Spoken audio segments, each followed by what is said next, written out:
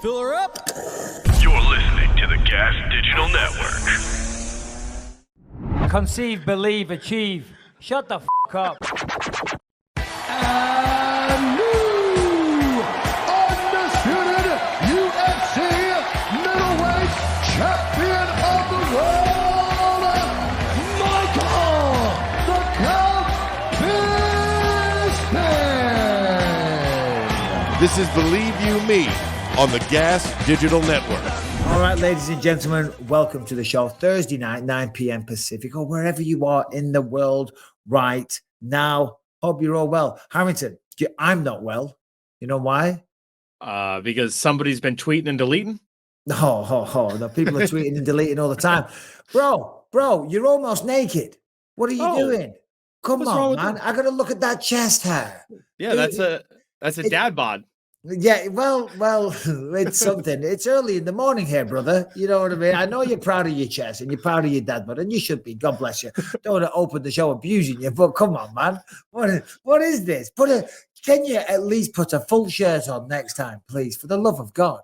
I can go grab a hoodie, but I don't want to waste your time, Mike. Let's keep this thing going. No, I'm kidding, buddy. I'm kidding. How are you? How's everything? Dude, everything is great. I just moved into a new apartment. We have like a real living room now. I'm gonna have like a nice little setup behind me. I'm gonna rival that the brick you got behind you before everything's said and done. But we're excited. Ridiculous. Good for you. Look at Harrington, adulting at its finest. Kids, wife, new apartment. Jesus Christ, you're gonna be taking out stocks and bonds and retirement plans and all sorts. Jesus, Harrington is living the life these days. All right, we got Aljamain Sterling joining us shortly. Excited to talk to him and find out what's next for him. But Harrington, you've compiled some stories and things like that. Where do you want to start? Well, I mean, I was teasing a little bit earlier, but yeah, Nate Diaz got into the Conor McGregor game of, tweeting it out, trying to start some shit, riling it up, and then deleting it almost immediately after. I guess he caught wind of your prediction about how a fight against Jake Paul would go, and he had some rather, unkind things to say about you. Well, it wasn't too unkind because I saw MMA fighting, obviously. They want to get the clicks and the likes, etc. I get it. So they took a screenshot of Diaz's tweets and then alongside like a screenshot of what I said. On the YouTube channel, I was just talking about Jake Paul versus Anderson Silva, and how it went down. And hey, listen, you got to give Jake his credit, as much as it pains us all to say. He beat him fair and square. And then I went off on a tangent saying that Nate Diaz was there talking a little bit of shit. And maybe, maybe that boxing match wouldn't go so well simply because, and that, again, I said a lot of very, very nice things about Diaz. He can't wrestle. He can't use his jiu-jitsu.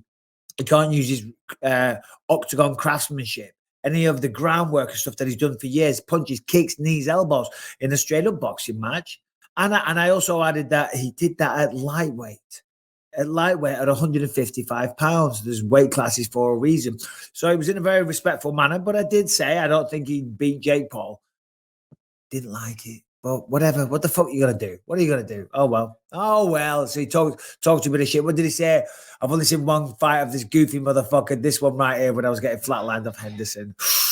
Ooh, deep burn. But I didn't respond on Twitter. I'm not going to get into it. I like Nate Diaz.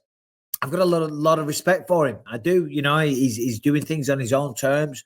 He had some tremendous fights in the UFC, so I didn't want to respond and get into a war of words. And that's the problem. It is the problem, on a show like this, because Anthony's starting to get it now as well. Anthony, as you know, is a very, very respectful man of all the fighters. You never hear him bad-mouthing fighters because he knows what we go through. But we have to make picks. We have to give predictions and things like that. And sometimes it pisses people off, unintentional, You're right.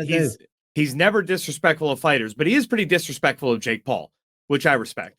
Who, Anthony Smith? Yeah, because he got a bit of flack for that one as well, didn't he? Saying that everyone should boycott it. I saw quite a few articles on that. Rebecca, can I get some water, please? There's a lot of seeds in this protein shake. How dare she?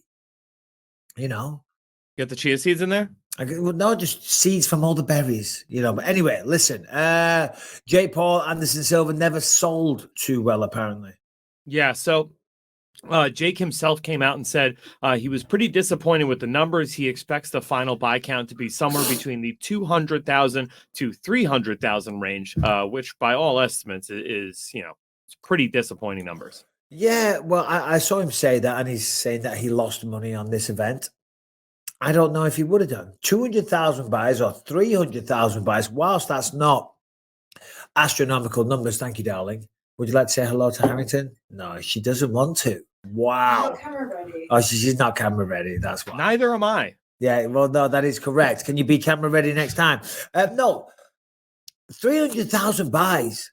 That's a lot of buys. It is. I mean, I don't know. Brian, just look up the average number of pay-per-views for big boxing events. Because I'm telling you, like you hear of 1 million pay-per-view buys or McGregor gets these ridiculous numbers. Those are ridiculous numbers, And yeah, you see sometimes articles written about, this pay-per-view bombed. It only did 450,000 buys. That's a lot of people. That's a lot of households to part money with their way. To part ways with their money, pardon me, to buy a fight. It is. That's pretty good. So if it was 300,000, that's not too bad. But Brian, I am interested to know what the average boxing pay-per-view number is. There's probably a hard Google. So I have statistics from 2001 to 2018 here. And in 2000, let's go. Go on. 18, in 2018, It was 447,000 average pay-per-view buys per event.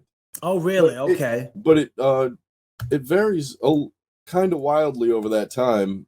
Here's the chart I'm looking at. So yeah, that'll be skewed. Oh, that's UFC. Oh, that's no. Yeah, that's UFC. No. Boxing. We're talking boxing, bro.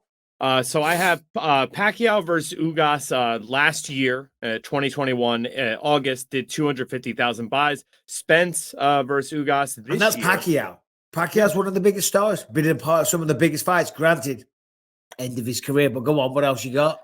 Errol Spence Jr., who's one of the biggest boxers right now, 240,000 earlier this year. I mean, the first Wilder versus Fury fight only did 320,000. So really, as far as the first one, the second one did much bigger numbers. But what numbers? The second one, I'm curious. I think if I'm not mistaken, it was in the 800,000 buy range, but I will double check. Yeah.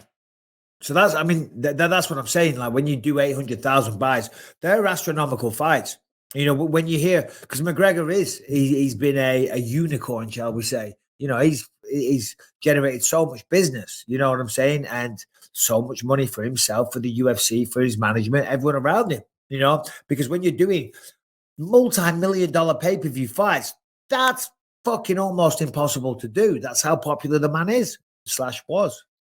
Whichever one it is now, we don't know. But yeah, anyway, so Jake Paul saying that it's not a total disaster. And in fact, it kind of falls in line with some recent boxing events anyway.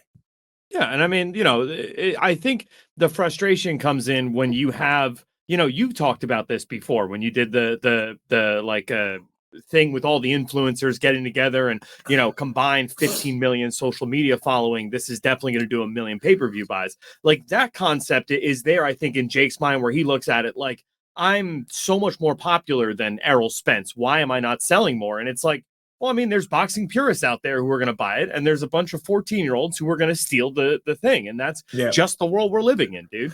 And I think, to be honest, I'm not trying to be insulting. A lot of those boxing purists aren't going to buy it. A boxing purist isn't going to buy a Jake Paul versus Anderson Silva fight because in their mind, it isn't a real boxing fight. Yes, it's a boxing fight under boxing rules in a boxing ring, but it's a YouTuber who's yet to face an actual boxer. We're talking about Jake Paul far too much. We're going to switch over right now. He's yet to actually face a boxer. That's all. That's everyone's only criticism. He's not ranked as a boxer. There's no way he can be ranked because he's only fighting MMA fighters. Excuse me, I just had that protein shake. It's repeating a little bit. Anyway, we're not here to shit on Jake Paul. God bless him. God bless him. That's what I say. Well done to him. Give me one of these non-MMA stories that we want to get into, Harrington. Okay. Well, I mean, how about this for a little bit of MMA anywhere? There was the Spring Racing Carnival, which is like a giant horse racing event in Australia. I'm assuming it's like their Kentucky Derby based on the hats and outfits that some of these ladies were wearing. I don't know what happened. One lady said something wrong to another. It might be beef over a didgeridoo. Who knows what the case may be? But Don't you use didgeridoos in that context? How dare you? I'm just saying. Rebecca, he's talking shit about didgeridoos. All right. So Rebecca is an Australian woman. He's talking shit. You're taking their name in vain. Rebecca's pissed off. I'm not talking any kind She of said shit. you're banned from the house. I was already banned from the house. I'm one and done. You'd never have me back there again. But no, I did want to ask Rebecca because she would know as an Australian woman what the deal is with the spring racing carnival and why these ladies. Rebecca, come here. We do actually need you. We're talking about an event in Australia. You're fine. Your camera ready. Come here. Don't be silly. She's very upset today. Callum left and went back to college. And it's always a tough day for her. And Rebecca, get over here, babe. You look fantastic. Don't be silly. So lean down, show yourself. And do you know about what Harrington's going to talk about right now? Hi, Harrington. What's up, Rebecca? How you doing? Good. How are you? I'm doing excellent. So I wanted to ask you about the spring racing carnival in Australia. Are you familiar with the event? No. Okay. I was hoping it was like a big Kentucky Derby style. Tell her what happened. What is it? And we want to see the video. So there was a couple of ladies got into a fight, then a couple more jumped in, and it turned into a full-on melee. Look at that. Right. Oh, my goodness. Oh, look at Big Bertha's coming. Look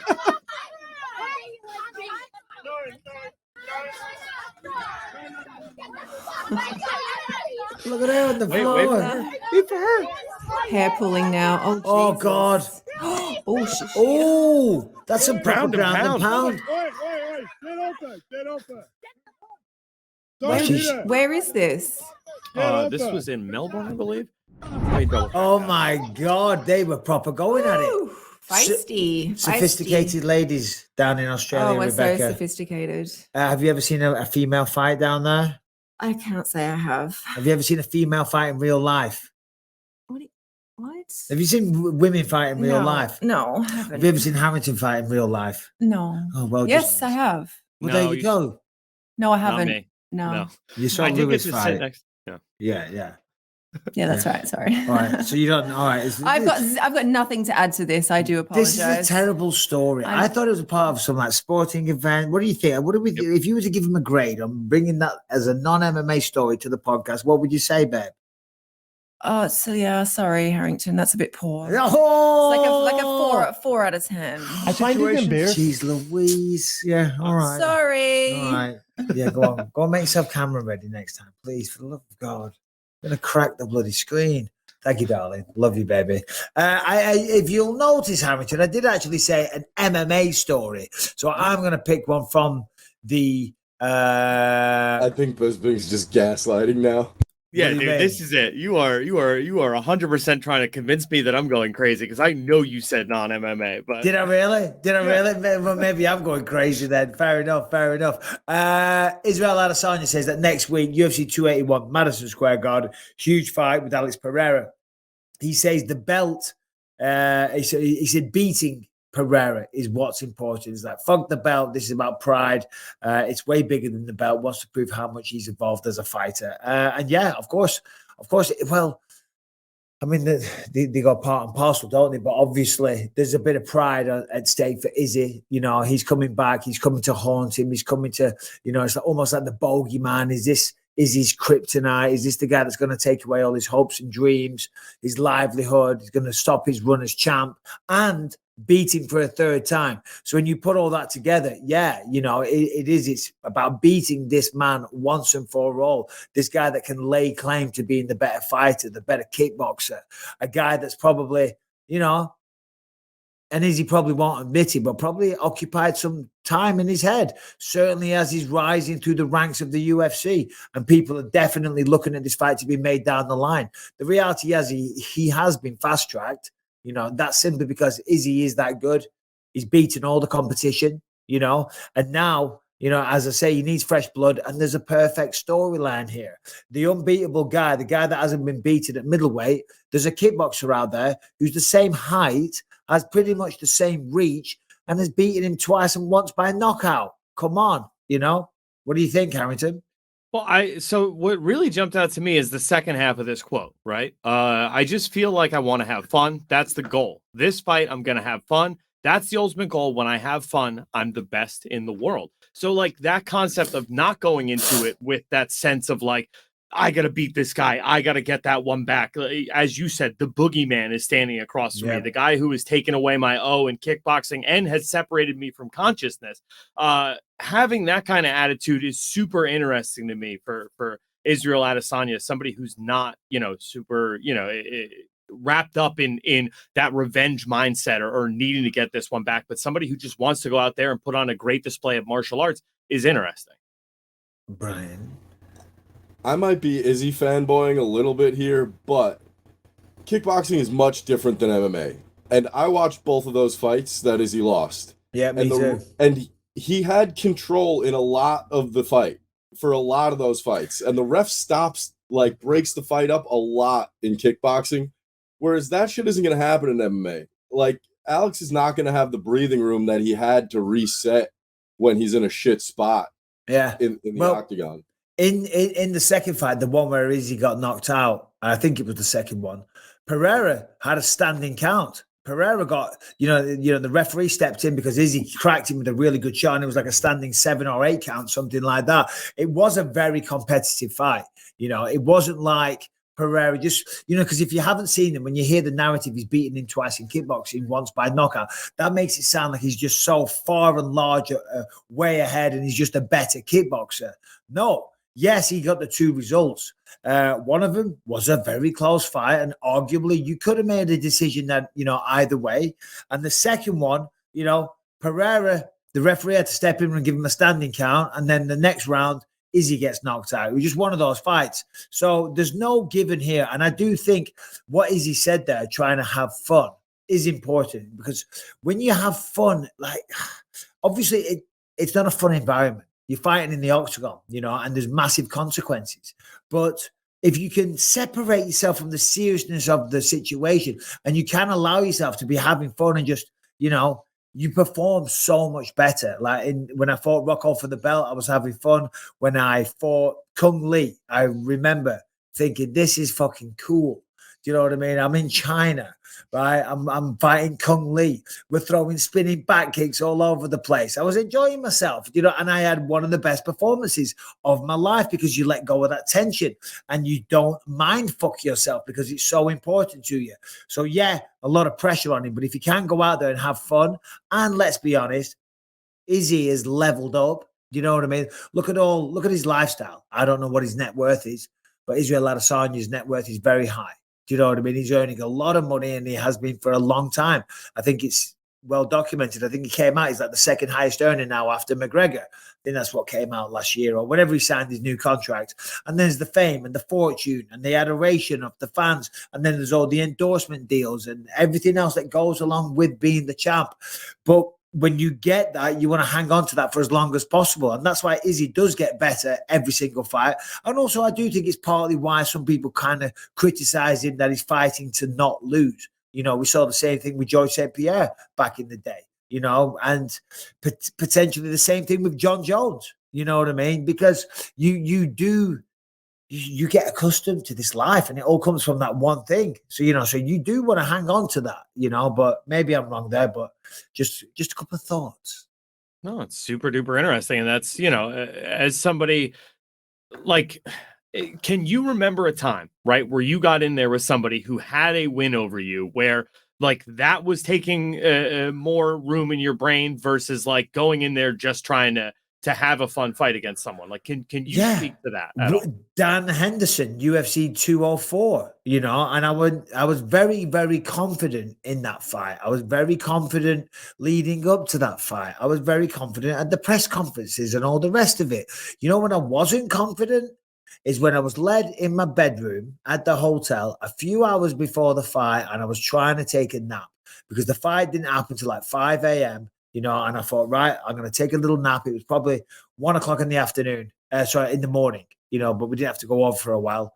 Maybe it was like 11 at night or something. I don't know. Whatever it was. I was going to take a 2.5 hour nap, something like that. And I lay in bed, and for the life of me, I could not sleep. No way. And normally I can. That's like my routine, what I used to do. All I could think about was the last time I stepped in there with him, he fucking flatlined me and the whole world laughed their asses off at me. You know, and when I went over to the arena, because, you know, your teammates, your coaches come up, you know, and you head over there, and I was tense, and I was biting at them, I was giving them shit, and Brady, my jiu-jitsu coach, I was fucking chewing his ass out every 2 seconds. And then later on, I was in the dressing room. I might have said the story before, I just started laughing. And I started apologizing. This is what you laughed at. I said, I'm sorry, man. I said, fucking hell. What's going to happen? If I lose, I lose. Do you know what I mean? I said, but I'm being a total dick to everyone here. My apologies, man. And they're like, no, you're good. All right, guys, let's just take a quick second to hear from Shopify. Right now is the new time to knock that new business idea out of the park with Shopify, the all-in-one e-commerce platform to start, run, and grow your business. Look, forget the off-season work. Shopify makes it simple to sell to anyone from anywhere. So whether you're selling warm-ups or wall hangers, it's time to start selling with Shopify and join the platform simplifying e-commerce for millions of businesses worldwide.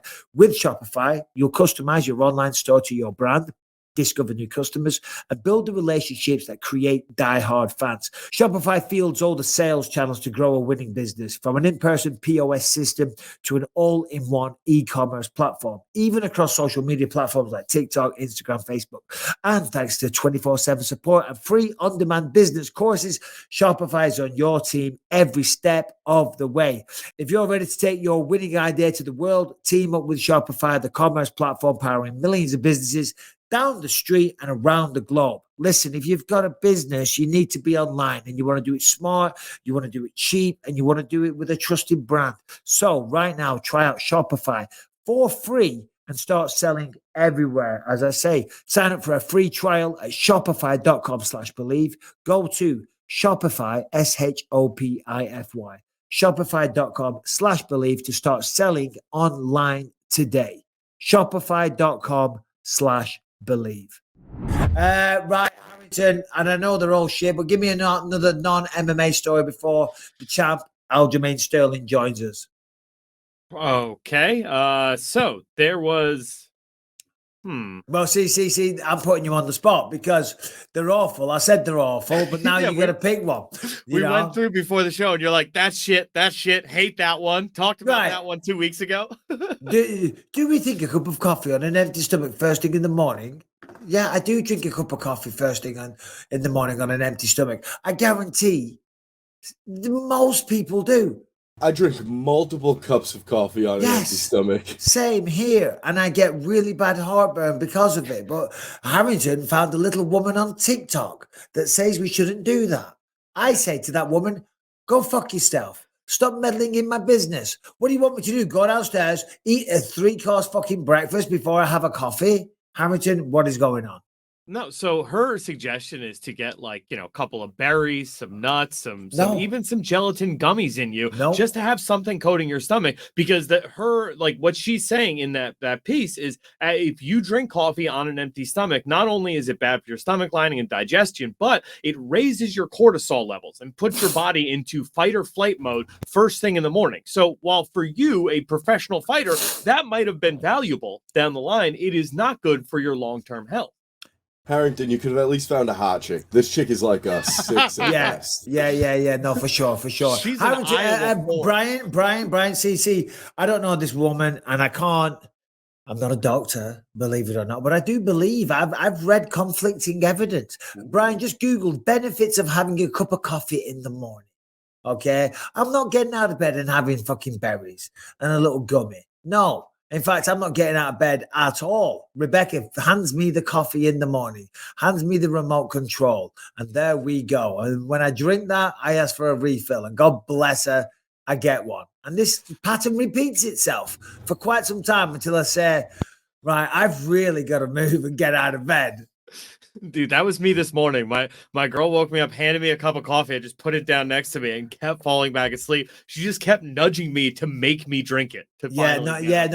I hate it when because you take a little nap and then you pick up the coffee, take a sip, and it's cold. You know, Brian, go on. It says here could increase longevity. That's all I need to hear, to be completely honest.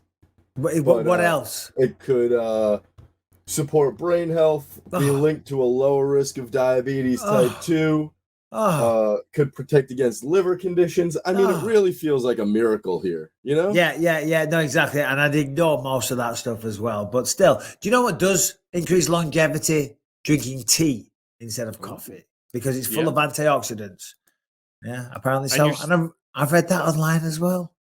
Well, I mean, if you read it online, it must be true. It must be. Interesting. Yeah, you still get more caffeine from tea, and you get some antioxidants in there. What am I doing? What are you doing? Why are we drinking coffee? Why are we talking about this when we can be joined by the one, the only bantamweight champion of the world, Aljamain Sterling? Aljamain, the professional world champion in life, world champion when he's been a podcast guest. That's for damn sure.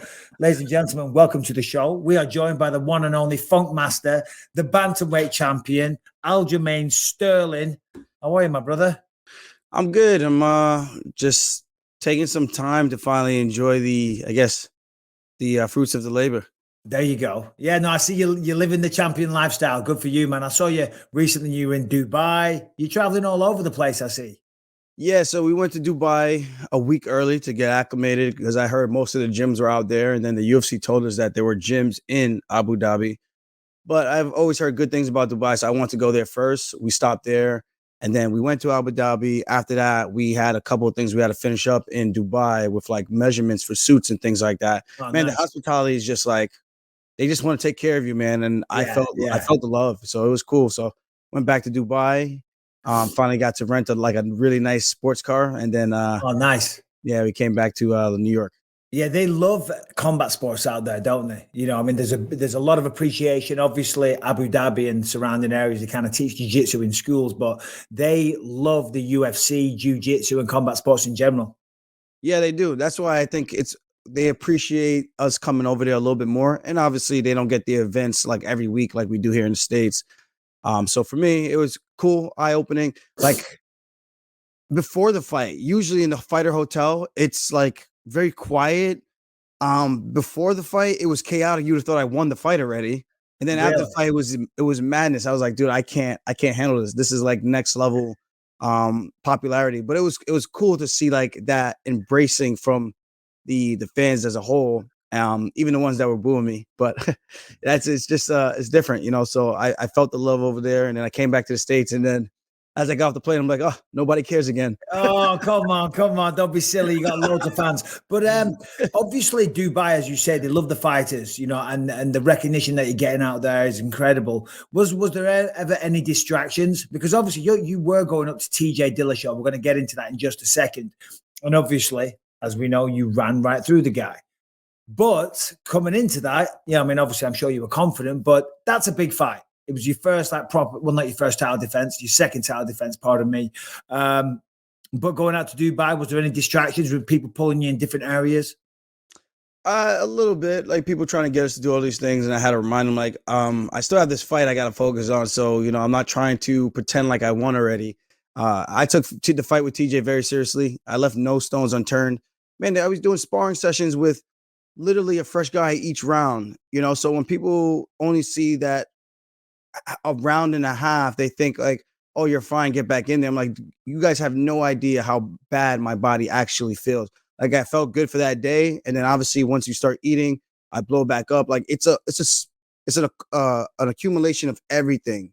And you should know, you know, you've done these 5-round training camps. People make it seem like unless you're being some patty cake in these training camps, like my training camps are pretty intense for 3-round fights. So just imagine when I'm up in the ante getting ready for these 5-rounders. I fought already in April, and I just got off of a major surgery. I'm finally feeling good.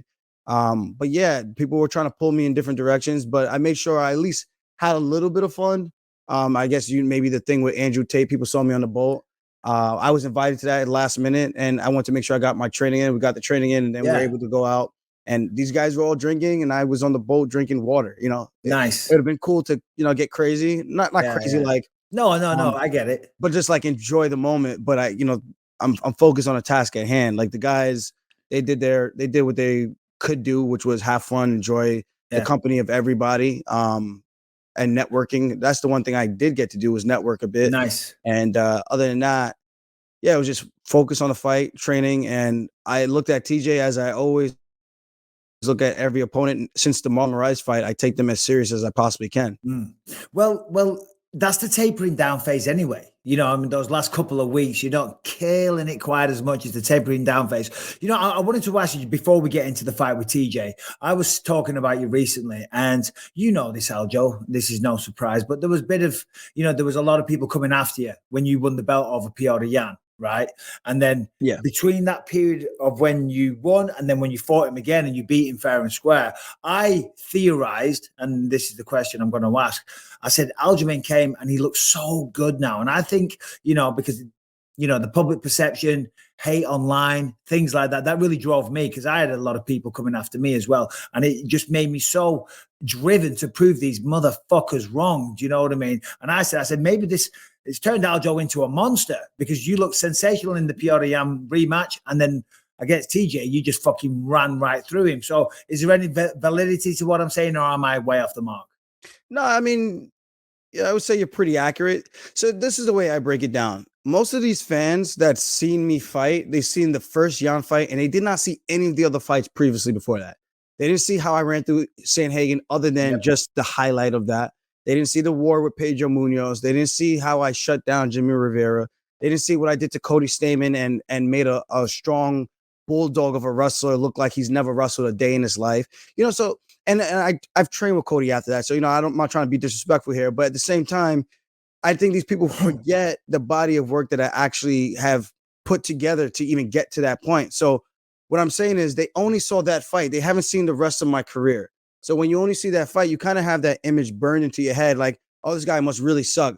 But then I'm like, well, if you think I suck, how did I even get to the title shot in the first place? It's not given out like candy. We don't get these by accident. You have to earn it. Yeah. So they see that fight. They're like, all right, this guy might not be that good. Okay, we see the rematch. Oh, you squeaked by him. So they go from he's terrible, he can't punch, he has pillow hands, to oh, you squeaked by. We thought Jan was going to beat him by any way he wanted. I dominate and literally, you know, I don't even like using the word dominate, but I pretty much one-sidedly handily beat Jan in that fight, shut him down, took away his best weapons, and mounted him like he was my little brother, and pretty much like waiting for mommy to come home to tell you, okay, get off your little brother now, let him go. You know what I mean? So like they're not understanding, so they can't compute how I win, and they go, oh, you edged it by. I'm like, well, if this is the guy that's so dangerous, and I did that to him, then I mean, I got to be a little bit of good, like a little bit. And then they see this with TJ, and honestly, you give this guy 3-4 arms, and I'm not saying this jokingly, like, when I grabbed him the first time when he threw that stupid front kick that we prepared for, like, yeah, he's going to throw one of these kicks. We're going to time it. We're going to catch it, and we're going to put him right on his ass. And that fight's probably going to be over in round 1. And that's why I switched my tune. I said, I had second round submission. And then I said first round TKO. And then it almost went exactly the way I thought. He throws it, I catch it. And then when I grabbed it, I was like, this guy he felt like, he just felt weak, and I'm not trying to like kick him in when he's down, because I'm not like that. Yep. You know, all the banters before the fight, when the fight's done, it's done. But this guy still can't just own his L and just shut up and go away. But I felt like it was man versus child. So I think the fans, they don't realize, they only see these last 3 fights and they go, well, we don't think he's as good as he says he is. I'm like, well, if you don't think I'm as good as I say I'm, look at all the other guys who lined up to fight me, and all the results are the same. I haven't lost a round since the Piotr fight in the first fight that we had. And if you look at all the other fights, no one has been able to get around on me, you know? So on the championship run, I clarify. So, yeah, I think people just have that image burned in like a TV that was left on overnight, and they can only see that, and they can't erase that and just acknowledge that, hey, maybe this guy isn't lucky as we think, and he's actually pretty good. Yeah, well, I mean, listen, after that fight, I find it impossible that you can't get the recognition that you deserve. Even though TJ obviously had the shoulder injury, in that fight, you ran through it. Simple as that. I mean, you took him down with authority. Some of the shots that you landed, they were nasty. Me and Anthony Smith were saying you were nasty in that fight. They were heavy, heavy shots. Talk me through from your perspective. Obviously, the shoulder thing kind of gives him an edge, gives him a way out. In fact, did you see the comments that he just came out and said in the last day or two, that he says that you're the easiest fight for him in the whole of the division, something like that? I might be getting that quote wrong, but you saw it anyway. But what do you make of all of this?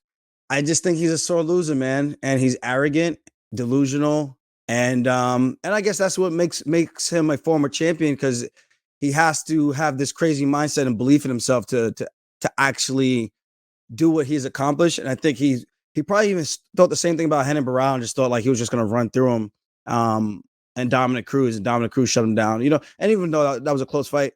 So what I'm getting at is, like, TJ's good. I can acknowledge that, but I just felt like no matter how healthy he was, that day he was not beating me. That's how I personally feel.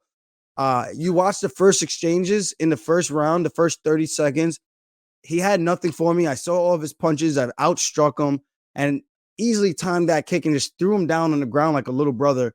And I felt like I just big brothered him. So I'm just like, even if he said he got back up with one arm, I haven't even gotten a chance to sit back and watch the tape yet. But I'm just going based on my memory. When he got up, I believe it was off of a scramble when I was going for an advancement in position.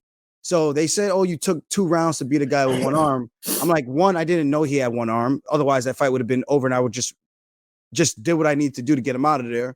And 2, I'm being smart and being calculated. This is what's got me to the dance. So if you're upset that I took longer to finish the fight because he had one arm, that it makes no sense. It's almost just a way to try to discredit what I did and give TJ credit for doing Have people actually said that to you?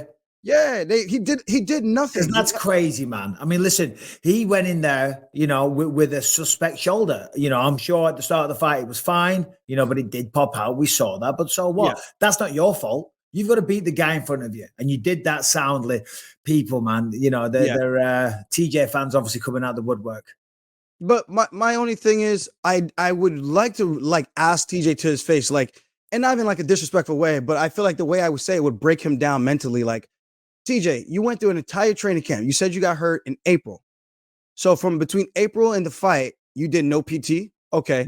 So between April and the fight, how did you go and how did your sparring sessions look? Okay. Were you winning these sparring sessions? Okay. And if you were winning these sparring sessions, did you really think those guys were equal enough for you to compare it to a match with myself and think that, okay, I can get through these guys. So that means I can beat Aljamain Sterling with the limitations that I have because I have knocked out, as quote unquote, as he says, knocked out Garbrandt with 2 bad shoulders. So I'm just like you can't have it both ways. You can't have, I feel like I could have dominated and won the fight because it's an easy matchup. Then, my shoulder hurts. I'm sorry, guys. I let you down. Which one is it? Because if you had won, you would have rubbed it in my face and saying, I beat you with one arm too. On top of that, that knew I could have hung out he did that interview. I could hang out on the beach and prepare for Aljamain. He's not a threat. And this is way back when, right? So he really had no regard for my skill set. And I'm glad I got to punch him in the face. And he can say whatever he wants to make himself sleep better at night. But that fight was not going to get any better. And he's lucky I didn't realize his shoulder came out earlier because I would have just mounted, probably even just stood up and just beat the dog shit out of him right then and right there. I actually gave him credit. Okay, let's take the time because of what we've seen on tape. He does a good job of shrimping and getting back up. And let's just be smart about how we finish the fight.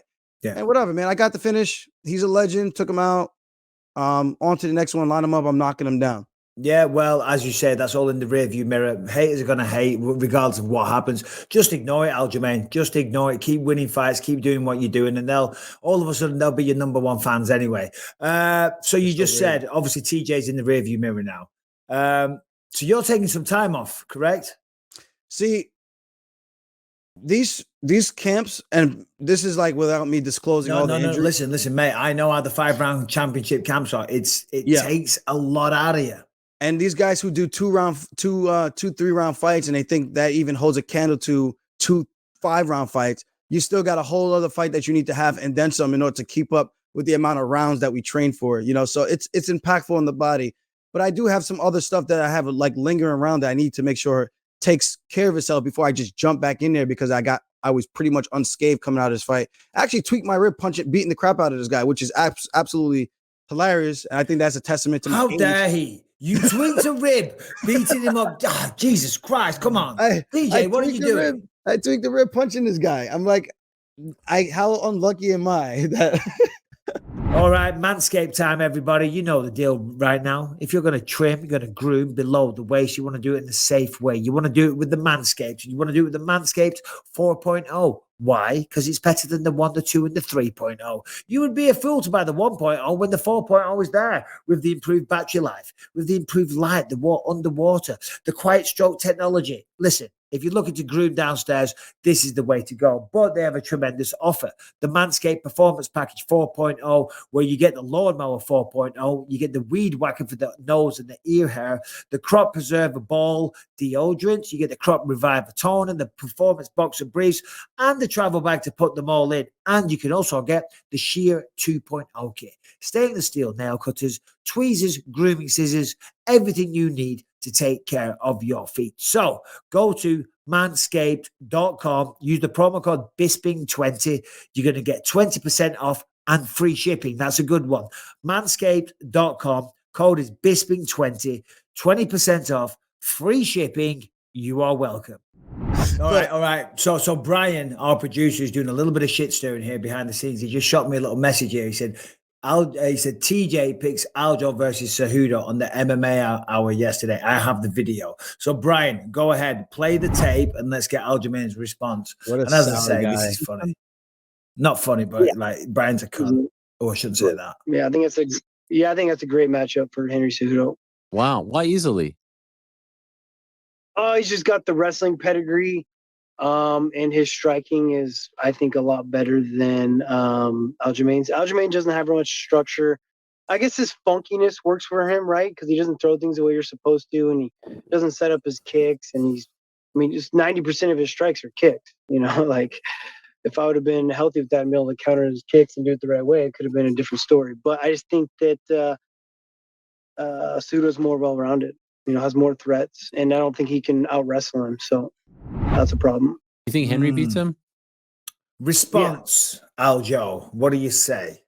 I think his comment about the kicks is semi-accurate, but at the same time, you had 30 seconds to counter my kicks, and I think I might have thrown 4 or 5 in that span. So why didn't you counter it? Your shoulders were still intact. I mean, right? So why you had an opportunity to do that. You did no such thing. You got dumped on your ass like a little good boy, and you got sunned by daddy. And on top of that, Cejudo, everyone keeps talking about this wrestling. It's not a wrestling match. We're not going in the circle with out-of-bound push-out points. You got a guy who's fighting you the same exact size, who's got the limb advantage, who's got the height advantage, who can wrestle just as good as you. Just because you wrestled on the Olympic level does not mean I cannot compete. I wrestle with these guys who's wrestled D1, All-Americans, and I compete with them. And I would like to tell you, I do pretty damn well in terms of holding my own and doing better than what people think that I'm going to do. Yeah. So they think Cejudo's just going to come do an inside leg trip and take me down. And, oh my God, I told you his wrestling was so dangerous. An inside leg trip doesn't hurt. You get sat down, you get tripped, and then you're on your back, and then you're in my guard. But Aljo, you know why he's saying this, right? Why is TJ saying that? Because he's so salty. No, well, yeah. I mean, probably a bit of that. He's probably pissed off. But because Cejudo beat him as well. Do you know what I mean? You know what it's like. Anyone gets a win over you, you always want them to win because it makes you look good. So, he's probably salty about the fight. So let's talk about what's next. Because there was talk that Sean O'Malley, if he was to beat Peter, he was probably going to get the next title shot. What is going on with all of that? Have you heard anything? No, I'm in a little bit of a situation with management right now. So, I'm just trying to figure out what's the best move for me. And I don't know. I know they said what they said, but Dana always quickly changes his tune when things don't seem to go the way that he thought it was. And of course, you got to pivot. So I understand that. I'm here for the biggest matchup that I can get financially. I don't get pay-per-view points after losing the belt. I only get it when I have the belt. So why am I going to take a fight that's not going to do that for me? So I'm going to take the biggest fight if that's the fight that the UFC think is the biggest fight, whether that's Cejudo, whether that's Cheeto Nuts, or that's Sugar Tits. Like, it really doesn't matter. I don't shy away from competition. I fought the toughest guys. I fought all the guys within the top 5 to get a chance to even fight for the world title. So look at my resume speaks for itself. People can say whatever they want. Like, how can you tell me I'm ducking somebody who was ducking everybody for 2.5 years on the sidelines? Now he wants to fight after I just did 2 grueling training camps. And you want me to jump back in there for February? bro, get a grip on reality. The world does not revolve around Cejudo anymore. You have to now take a back seat and wait for the champ of the weight class and bow down and wait for your turn. And hopefully you get selected. That's what I got to say to those guys. These guys, people can say cringe or whatever they want to say. I keep it real. I keep it a buck every single time I do these interviews and I talk to people. I don't care who I fight. It doesn't matter. It does matter when. When does matter, because I got things I got to do outside of fighting. Life doesn't just revolve around fighting. And you could speak to that. Yeah. You got to have things set in place. I'm trying to do all these other ventures. I'm trying to get my rum company. I'm trying to build and map out my YouTube channel and do things the right way. I'm trying to work on the merchandise side of things. And I'm trying to work on exposure with branding so that I can be set in a place where I'm done fighting. Everything is good. And at the same time, like I said, the training camps. So in the time where I'm doing PT and rehabbing, I'm going to be working on these other things. And then when I get the itch, which is probably going to be sooner than June, I just threw out June because it just sounded like I could still fight twice. I could fight June, I could fight December or November, but we'll see. I'll probably fight sooner than that. So people get all butthurt. I'm like, man, relax. Like, champions usually fight one time a year. Some of them are lucky that they can fight 2 times a year. And some of them are abnormal, like a Volkanovski and an Izzy. But I don't know. Like I said, my training camps are different from everybody else. I can't speak for everybody else and how they feel. I can only represent Aljamain Sterling and do what's best for me. Yep. Hey, listen, you're doing the right thing as well, because you do have to use, you're in the spotlight right now. You're the champ. And the reality is, I mean, you know this, you're not going to be the champ forever. At some point that goes away. So you got to make the most of it and use this time now to open as many doors, to get as many opportunities, try to set yourself up for post-life retirement. Of course, when you're the champion, you find that is your life, that is your identity. But you do have to think about your post-athletic career as well.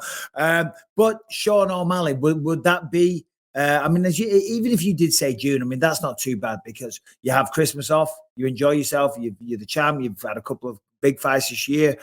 And then you pretty much get into training camp. June's around before you know it. So would you want O'Malley? Because I think O'Malley, no disrespect to Cejudo, is the biggest name that you could fight right now. I agree. I think that's what fans want to see. I think the fans would be happy with any one of those 3 guys that I fight, which is a win for everybody for the most part. But I think the one that would draw the most would be Sugar Sean O'Malley. And I got nothing but respect for all these guys. But once you sign that dotted line, man, all bets are off. Everything is fair game except for family. I'm going to talk shit. I'm going to say what I say. And at the end, if you want to shake hands, we can shake hands. And at the end of the day, we're all chasing the same dream here, man. I got no actual animosity towards any of these guys. So it's just, I want to get paid. I want the biggest fights. And if you understood how our careers really work, people would be on our side. Like, nah, get what's best for you, because you're not guaranteed the next fight. And you're not guaranteed a big payday. So take it and get it while you can. And that's what I'm doing. All right. Well, we can't wait for it. Changing gears. What is the coolest thing that's happened to you since you've been the champion of the world? Coolest thing? I felt like there's so many cool things that has happened. I mean, of late, I got to speak to Andrew Schultz, which I thought that was pretty cool. He's a guy I've been watching for a while. He's pretty funny, hilarious guy. Steve Harvey in the cage side. Oh, shit, that's right. Steve Harvey was there at UFC 280. That's right. Yeah, that was cool as hell. He stood up and gave me like a standing ovation kind of thing. So I thought that was pretty dope. I gave him a little. He looked miserable as fuck. Every time I saw him on TV, he was sitting there and he just had like this serious face. And I think he had the shades on. I mean, he's a cool mother effer. But yeah, he didn't look like he knew what the hell was going on. I think he knew what was going on in my fight, though. It was a cool classic beatdown. Well, yeah, exactly. I'm going to be a scientist to work out that one. Harrington, show yourself. And I apologize for this guy that's going to come on right now. We don't know what he's going to look like. Sometimes he's naked. He's almost naked. There he is. Harrington is God, he works on the show. No, I'm kidding. He's a beloved member of the team. Harrington, how are you, sir? You got any good questions for our friend on Twitter? Me personally, no. But the believers have tons and tons of great questions for Aljamain. So I'm just that's what I meant. Not you. Can you beat them out? And back away from the microphone. We have this every episode. Just a touch, just a smidge. Is that good? That's perfection. Love it. Okay. Well, this was honestly this is interesting to me to start off with, because this was asked probably more than anything. Do you ever see yourself fighting Merab? And if so, do you think it'll impact your current relationship like it did Liddell and Ortiz? Yeah, it would definitely impact our relationship, and that's why we're not doing it. Yeah, exactly. That's 100% why we're not doing it. We both understand this, and I'm completely okay with that, and he's okay with that as well. Like, he just helped me for 10 strong hard weeks of training, and I just helped him for his fight with Jose Aldo, the same exact thing. I literally flew to Vegas to go help him with his training camp. So, I always coach these guys in Long Island. I teach the classes from time to time, and I go and help these guys whenever I can. So he's a big part of my training camp as I am as a big part of his training camp as well. And talk about a perfect training partner. I mean, I never had that. Someone that's so good, so skilled in the same weight class that's currently active in the UFC. I mean, come on. They don't get any better training partners than that. I saw this one on Twitter, Harrington. I'm just going to piggyback on that. I saw this one earlier when I was just working out. He said, what is the funniest thing that Ray Longo has ever said to you when training or cornering you or one of your teammates? Because Ray Longo is a character, man. We love him. The funniest thing? That's...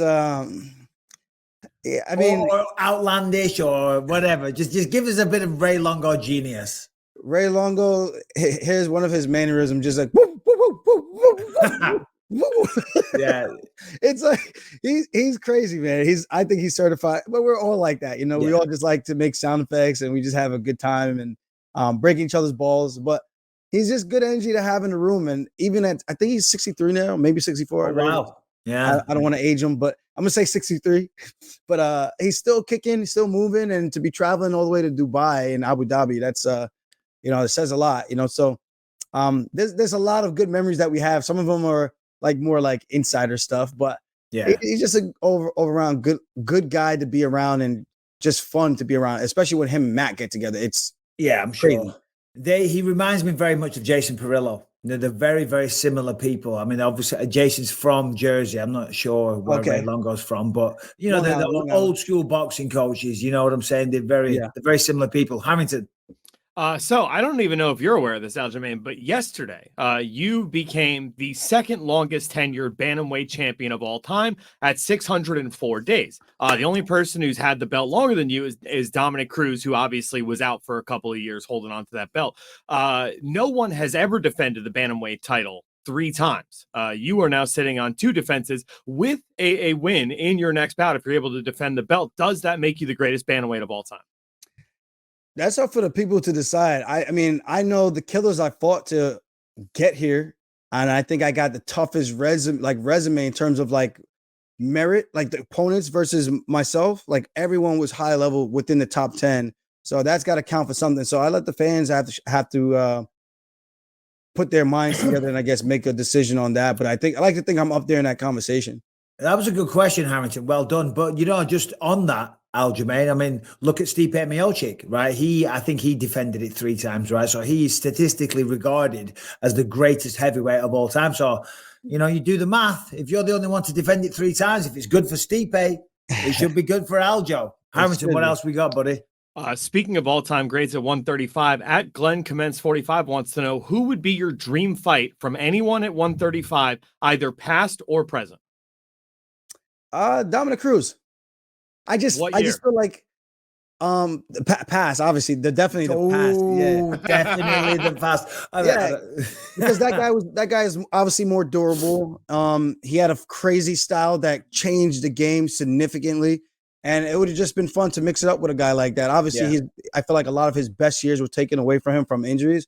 But yeah, just in terms of respect, I called him out multiple times, but unfortunately, I wasn't ranked high enough to get that fight from him. But yeah, it's just been even if not to fight him, it would have been good to like learn from him or like to train with him for like a week or 2 or something like that. Yeah, I mean, listen, Dom's got such an analytical mind. You hear that when he commentates, he's got a fantastic mind for the sport. And, to your point, maybe his best years might be behind him. Got to be careful what I say.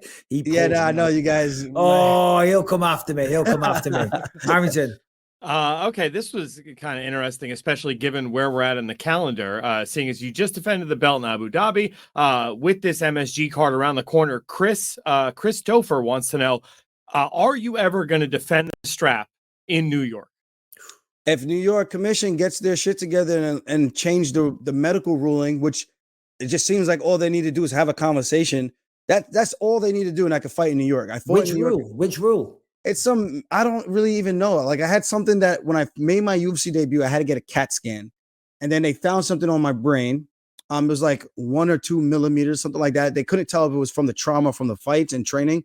So I had to like monitor it. I had to get it scanned, and then I had to get a scan post fight, and it stayed the same. And I got punched in the head a couple times, so it stayed the same. That was my UFC debut against Cody Gibson, and I had to get monitored for like the next 3 years, and everything was pretty much relatively the same from the, what do you call it, a neurosurgeon that looked at everything, and I was good to go. But because of that, I haven't been able to fight in New York, only because Nevada requires a CAT scan, which made me ineligible because I had to get that CAT scan for New York, and they said, no, you can't fight here. So if they changed that, I'll be able to compete in New York. I fought there as an amateur, I think 3 or 4 times on the regional circuit, but that was when I was an amateur, long time ago. So it would be nice to actually revisit and actually do it as close to home as possible. No doubt you'll be in attendance next week, UFC 281, Madison Square Garden. What do you think? Main event, Pereira, Adesanya. What are you saying? That's a tough one, man. I do think Izzy's going to outpoint him. It's just whether or not Pereira can catch him. I think Pereira's, I'm not trying to like violate anybody, but I don't think he's the fastest guy. I think he's a little slow for the division. And I think Izzy's going to be able to pick him apart. But just like the other fights, Izzy was doing very, very well, but it just came down to that big shot that put him out, So with the smaller gloves, it could be a lot easier for him to do that. And we've seen it with the Sean Strickland fight. Doesn't take much. Yep. But I do think Izzy's going to outpoint him, might even wrestle him a bit.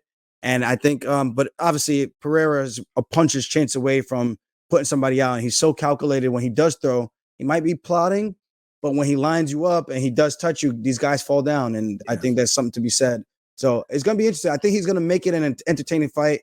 And I don't think Izzy's going to be able to hang out on the outside like he was able to do with these other fights, like Cannonier, Yoel Romero, that people have been criticizing him for. I'm like, hey, man, you want the belt? Go take the belt. You can't sit there and be mad at the champion for doing what he needs to do to win. And then you talk all that shit in the lead up to the fight, and then you don't deliver on both guys, because Izzy does talk a lot of shit too. But yeah, I think if you want the belt to change your life, you got to go out there and take it from the guy. 100%. Harrington, make this a good one. No pressure. We want funny. We want intelligent. It's got to be hilarious. It's got to be deep. It's got to really put Aljamain on the spot. So no pressure. Okay. Final question on behalf of the believers for Aljamain Sterling, the bantamweight champion of the world. Ask him a question worthy of a world champion giving up his free time, Harrington. What is the question?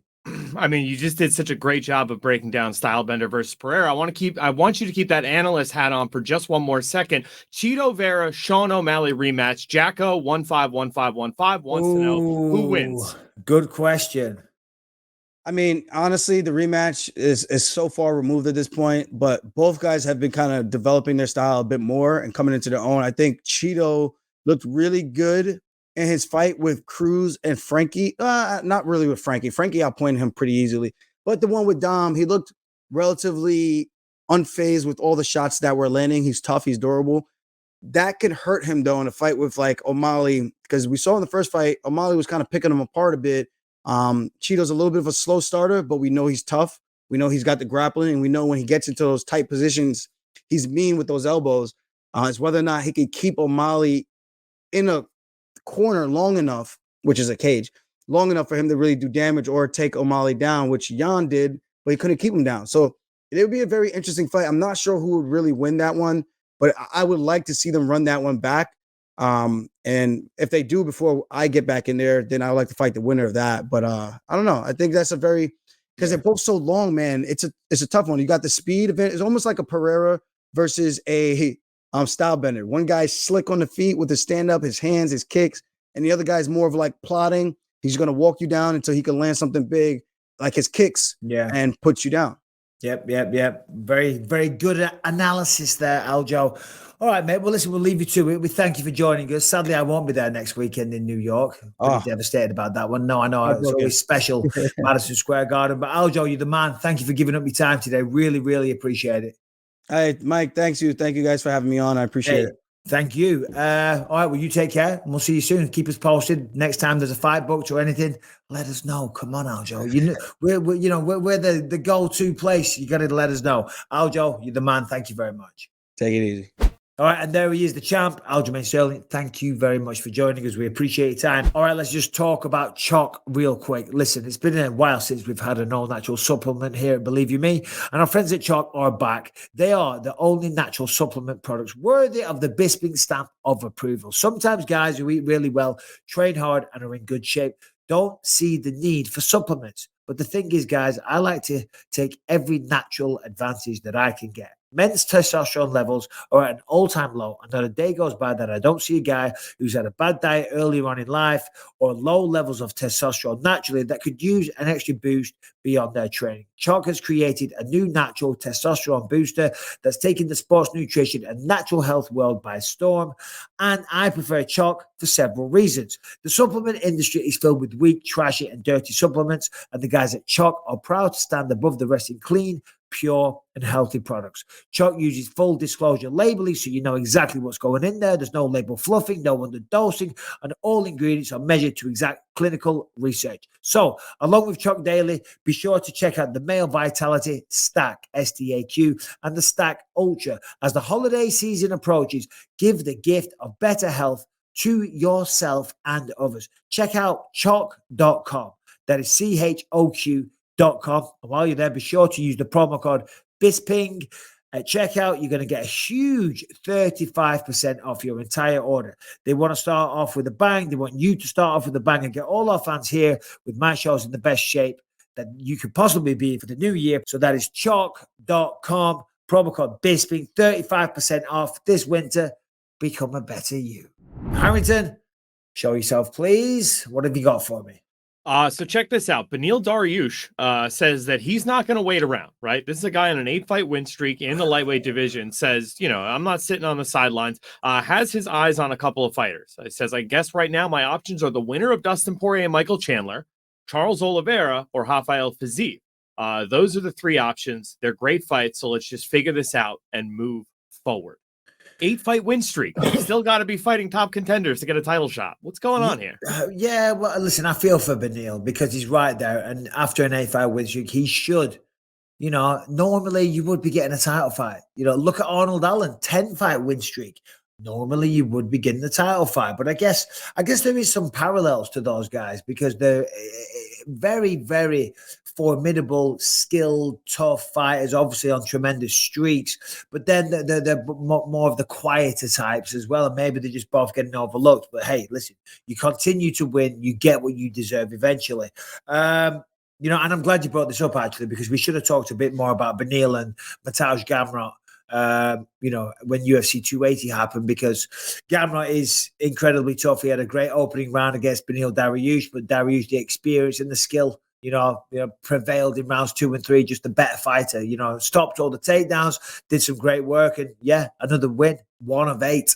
I'd like to see my fight, my pick is Charles Oliveira. Beniel Dariush versus Charles Oliveira, that is it. If he gets the win over Charles, he fights for the belt next. And Charles wants to come back. He wants to get back into that title picture, a win over Beniel Dariush. I don't know if it gets him a shot straight away, but it puts him maybe one more fight away from say, hey, look, listen, I've just beaten Beniel. And who else are you going to give me? I'll beat them and then fight for the belt, But yeah, Beniel deserves something big for sure.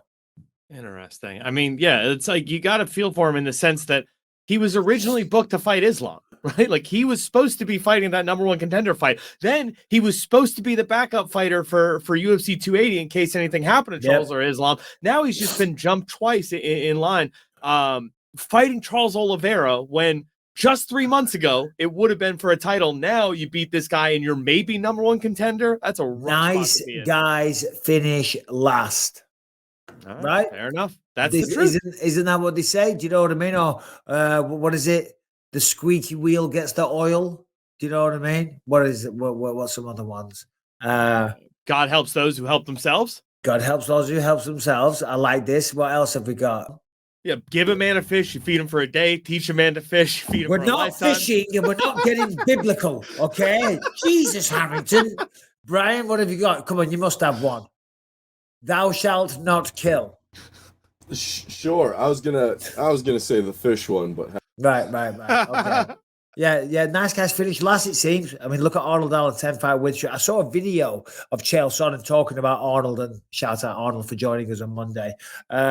He was singing his praises, saying it's crazy that he hasn't got a title fight, but there it is, nice. Certainly in the world of combat sports, you got to make a bit of noise. Granted, we love it when they do it, all the talking in the octagon, but it does help, A, sell the fight, B, get yourself attention, and C, just make you some more money as well. But anyway, there we go. Harringtonian, the fight card. Can we bring this up? The fight card for UFC 282 in December just got released by ESPN. I got to say, it is a belter of a card.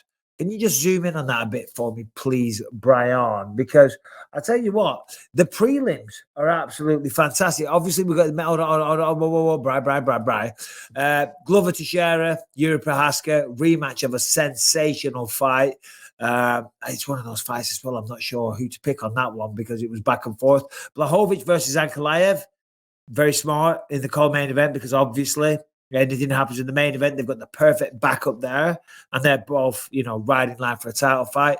Is that a number one contender fight? I don't know if it's number one contender, but I mean, Jan Blachowicz and Magomed Ankalaev are the next guys in line. Let's be honest. Who did he just beat? Blachowicz. He busted his knee. He blew his knee out. Rakic. Oh, Alexander Rakic. Yeah. And if he beats Ankalaev, and if Ankalaev beats him, then they are the next guys in line, rightly so. Paddy Pimblett, Jared Gordon. What are your thoughts on that, Harrington? I mean, I think it's the right next step up in competition. It's the right, Jared Gordon is I feel like he's a fringe guy. He definitely could be ranked in the next couple of years. So did you say you feel like he's a fresh guy, a French guy? Fringe guy, fringe top 15 or something. Right. I'm like, he's not French. What are you talking about? I feel like he's a French guy. And then I'm like, what relevance, even if he was? I feel like he's a French guy. Oh, oui. Then obviously Darren Till. I mean, Scousers are going to be watching this one. 2 Scousers on back-to-back on pay-per-view. Darren Till, Duplessis. I mean, that's a sick fight. Darren's going to have a lot of pressure coming into this one. Obviously his recent form. But, I believe in him. And then Bryce Mitchell, Ilia Topuria.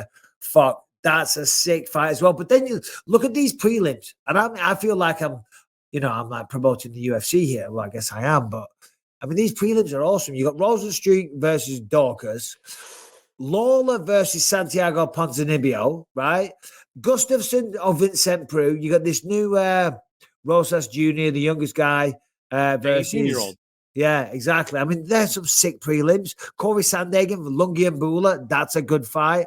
Chris Curtis, Joaquin Buckley. I mean, come on. I'll be watching the prelims on that one for sure. I did not. Oh, no, that's Edmund Shabazian. Yeah, that's what I said. Okay. I said Shabazian versus Lungi and Bula. I said Curtis versus Buckley. Dude, I wanted to ask you about the Rosenstruik. Even Billy Quarantillo versus Anthony Hernandez. Not Anthony Hernandez. What's he called? Alexander Hernandez, pardon me. Yeah, that's a sick fight as well. Chris Curtis, Joaquin Buckley. I mean, everything on that card's incredible. What struck me is the Daukaus versus Rosenstruik fight, right? Because Rosenstruik is on the 2-fight losing streak. Daukaus, obviously, he hit a bit of a rough patch here. Like, do you think that's one of those kind of loser leaves town matches as far as moving up towards being a contender at heavyweight? I don't think so. This phrase "loser leaves town" kind of gets thrown around too much these days. I think Daukaus has a lot of potential still. He lost to Curtis Blades. Who was the other one? He had 2, I think, back to back. Yeah, Rosenstruik. Derek Lewis, I think. Derek Lewis. Yeah, but and Rosenstruik, they've been fighting the top guys. Been fighting the top guys. I don't think either man's in fear of losing their job. However, nobody wants to go on a losing streak. It's not what we're here to do. Anyway, all right. So we've been going for a little while there. We're going to do some questions for you people. If you have one, you know the drill by now. First of all, if you haven't subscribed and rang the bell on YouTube, right, what are you doing? Subscribe and ring the bell, you pricks. If you have a video question, we love to answer them. The more outside the box, the better. The sillier, the better. But, nothing too stupid or crazy. Send it into bympod@gmail.com.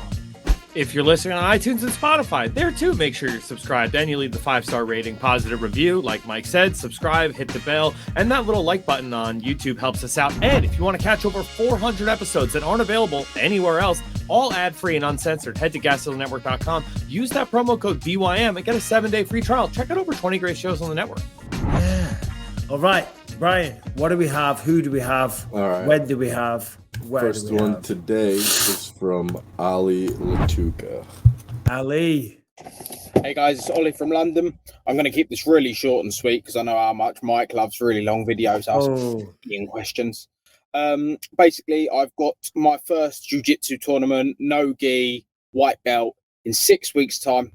Just wondering if you had any advice for me, things I should be focusing on. Obviously, jiu-jitsu, but like my road work, things like that, how to deal with nerves. Cheers, guys. Love what you're doing. Thank you. Thank you very much for the question, mate. I'm not being rude and sending an email at the same time, but that is precisely what I'm doing. And Brian, you'll have it in your inbox in a second. But all right. So first jiu-jitsu competition. I mean, do you know what? Funnily enough, warm up correctly. When you're waiting around, put your shoes and socks on. Put your shoes and socks on because a lot of people walk around barefoot and you lose a lot of heat through your bare feet walking around on like the concrete floors or in the gym floors and stuff like that. And you warm up, and then if you're walking around on cold surfaces with your bare feet, you cool down too quick. So there's that one. Relax, enjoy yourself, go out there. You know, I mean, obviously you want tips on winning. I don't know your level. I don't know how good you are technically. And to be honest, if you're about to do the competition, it's a little bit late for that anyway. So all the best. Good luck, Harrington, in your infinite words of wisdom and your millions of jiu-jitsu matches which you've competed in all over the world. What have you got for Ollie? Yeah, you know me, ADCC Harrington. Yeah. No, what I was going to ask, like the difference between like a single fight and a tournament like that, where you're going to have multiple matches. How do you stay locked in and engaged like throughout when it's such a long time? Yeah, well, I mean, it's like I used to do that when I was a kid, you know, all the martial art tournaments. You have multiple throughout a day, and that's what everyone does. It's fun, you know what I mean? You know, and as you do in those tournaments, you'll be looking at the other people, and you're like, oh, he looks tasty. Oh, shit, yeah, he won. Of course he did. Oh, I might get him next round and stuff like that. So I miss all those kind of feelings, you know what I mean? But how do you stay dialed in? I mean, you got no choice. That's what you're here to do, you know, man up or shut up or get out the fucking front door, you know, drink some electrolytes, make sure you stay hydrated, you know, but all the best. Good luck to, Brian. All right, so this next question we got is from a regular submitter here, Marco Uzi. All right, Marco. What's up, BYM crew? Marco from Miami here, this time in Vegas. It's only 10 p.m. here. So, Anthony, Bisping, since Vegas is almost like your second house, tell me 2 things I have to do while I'm here. I'll be here till Friday. So, 2 things I have to do while I'm in Vegas. Oh, God. It's not gonna happen because it's not a weekend. So, fuck it. 2 other things than UFC. Oh, crap. I don't know. See, I'm the bad person because I don't really... It's been years since I do any Vegas stuff. I go in and I leave all the time. I mean, you got to the food, the dining in Australia. What am I saying? In Las Vegas. Where did that come from? The dining in Australia is bloody awesome, mate. No. The food, the restaurants, man. The restaurant scene in Las Vegas, some of the best in the world. In fact, it probably is right up there. I don't think there's anywhere better. So go check out some of the restaurants. Because I go in, I drive in. The fight's finished, I drive straight home. I can't be arsed with any because Vegas, it's just a money pit, man. It's a money pit. Go on.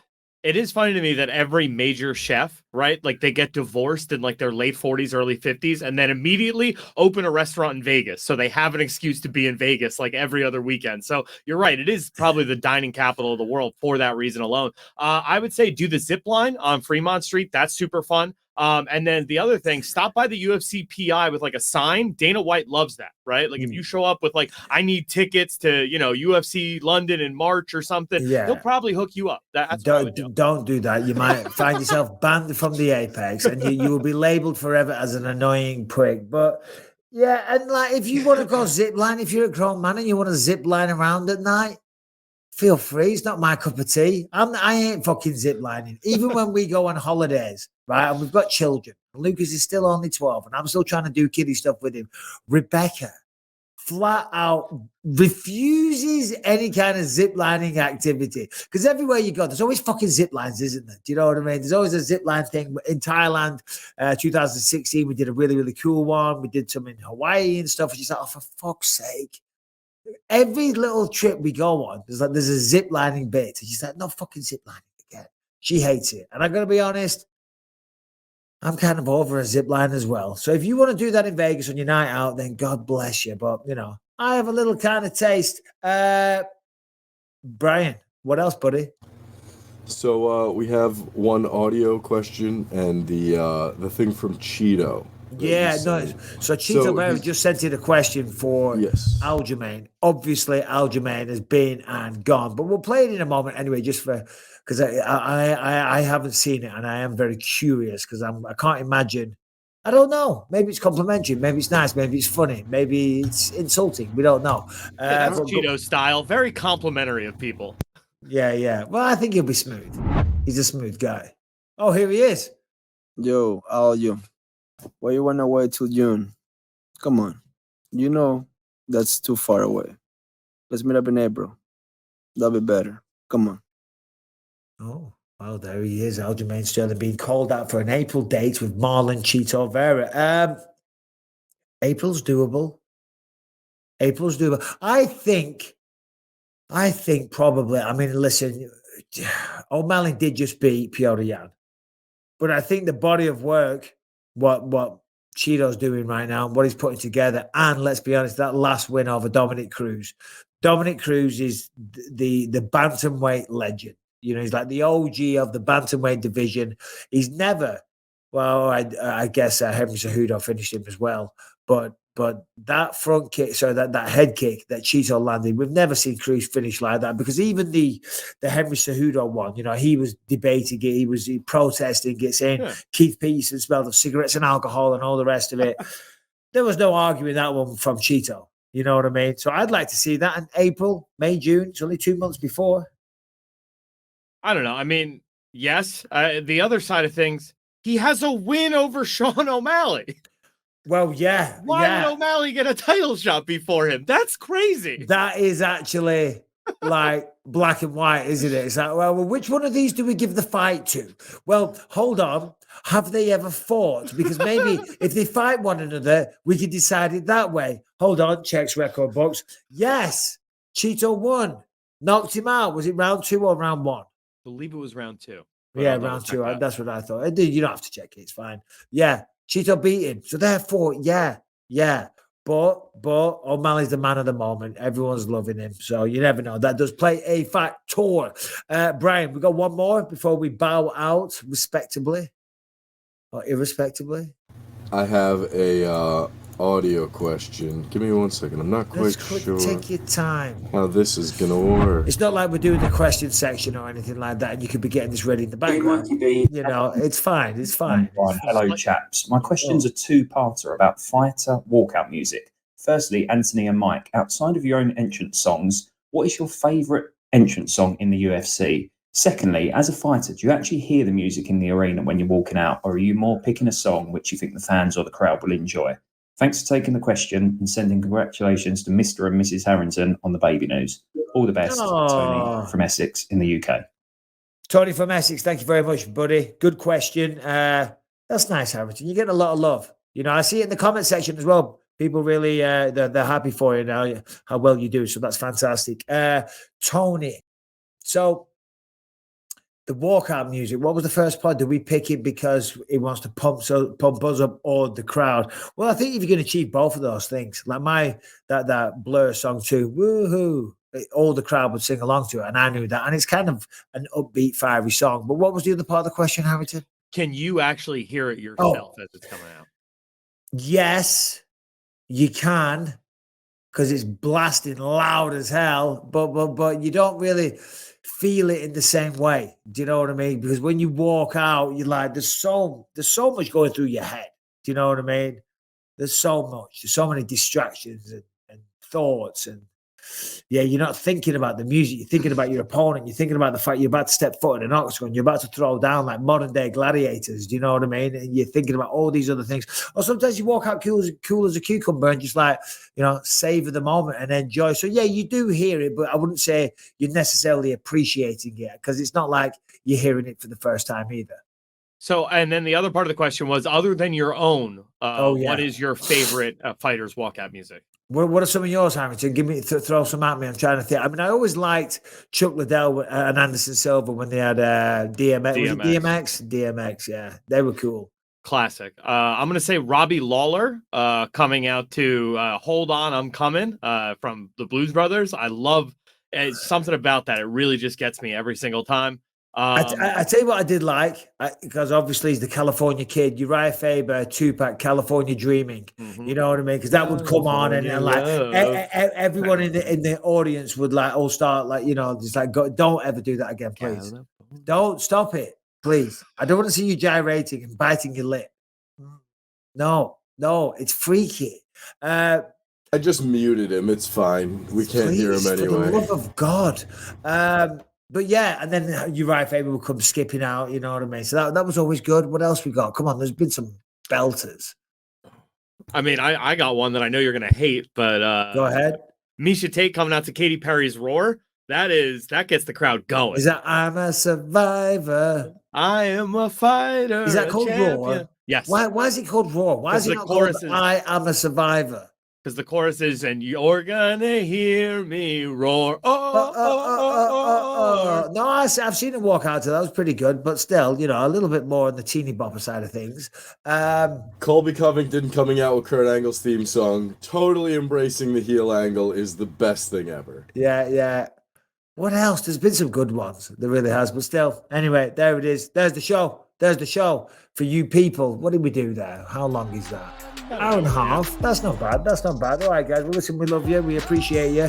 Back on Monday, we'll have a good guest. Anthony Smith will be here as well. We'll be doing a deep dive, making some predictions on UFC 281. Harrington, message for the believers. Dude, I'm just excited that you are not calling 281 and can give full picks. This is where it's at. This is going to be a great show come Monday. Oh, it's going to be a good one. Anyway, guys, take care. Enjoy your weekend. All the best.